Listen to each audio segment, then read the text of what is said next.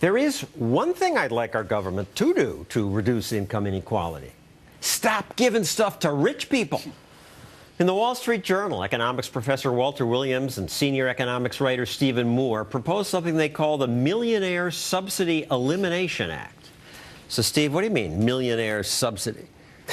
You know, we found, Walter and I, that there's $100 to $200 billion a year of your money and my money that goes to people who make over $1 million or companies that have profits over $1 million a year. So we came up with this proposal that why don't we cap these government subsidies to at least people who make less than $1 million a year? Do millionaires and billionaires really need money from the government?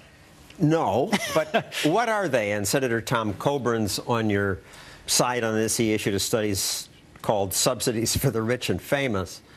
Well, like what? Okay, well, let me just start with some easy ones. I mean, when you think about Social Security and Medicare, you're thinking about benefits that go to seniors that have low incomes. But guess what? Everyone who's over the age of 65 that paid in gets Medicare and Social Security benefits, including everyone from Bill Gates to Warren Buffett. I don't know. Did they really need, a check every month from the federal government? But they're also, let me give you another example. I mean, at least those go to everybody. True. But, when you're running $800 billion deficits a year, can you really afford to send Bill Gates a check? The others on your list mainly go to the wealthy. Right. Now, these are things like farm programs. This is a classic example. The wheat subsidies, the corn subsidies, the beet subsidies. People can get benefits up to, if they have an income over up to $950,000, according to the latest law. You know what the farmers do, John? They divide up their farm among the sister, the wife. So there's 5 farms. Each one of them gets $950,000. You have some farms that are, when you combine them, are getting $5, $10 million. Another scam is the flood insurance. Are you really a beneficiary of that program? I confess. Did you send the check back, or are you a hypocrite? I built on the edge of an ocean because I was guaranteed I couldn't lose. This is insane.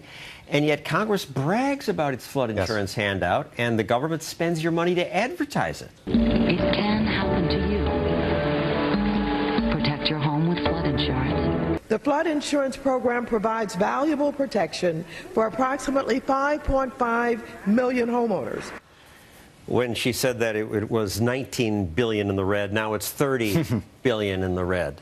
So people say, oh, but I didn't plan this hurricane. I didn't know the river was going to flood, and we need to help these people. What's wrong with that? Well, first of all, who are those people we're helping? People like you, and people even a lot richer than you are. I mean, people who are building beachfront properties, $10 million homes in Miami Beach or Palm Beach or on the West Coast. Movie stars homes on Malibu Beach. Derek Jeter's mansion in Florida. The Kennedy family has a nice compound in Hyannis. Right. So the question is, why should taxpayers pay to rebuild their homes? This is called what economists call a moral hazard problem. We actually encourage people to overbuild on riverbeds or beachfront properties because guess what?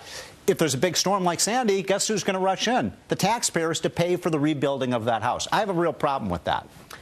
And I do too. I apologize. I won't take your money. Again, I don't have a house that's insured by the government. Government also offers all kinds of subsidies to rich people who invest in what the government considers green energy, like windmills. This is the Roscoe Wind Farm in Texas. And you also get a subsidy if you install solar panels in your house. If you want to, for instance, invest in solar energy in your home, we have tax credits in there. Solar energy is a kind of playpen of the really rich and famous. And so when you look at homes in America that have solar paneling on their homes, they're not people in Harlem. They're people in Beverly Hills and people in some of the richest areas with the biggest homes. And here again, we have a subsidy, John, that mostly goes to millionaires and billionaires. Those windmills we showed, the main investor was GE. Right. And GE, you probably saw the story a few years ago that GE essentially paid no corporate income tax. And one of the reasons, you're wondering, how can one of America's most profitable companies pay no corporate income tax? And the answer to that is because they take advantage of a lot of those corporate loopholes like the solar and wind subsidy. And one of the solar breaks is a tax credit. Right. But if you don't make $40,000 a year, Exactly. you don't really benefit from Well, that. that's the point.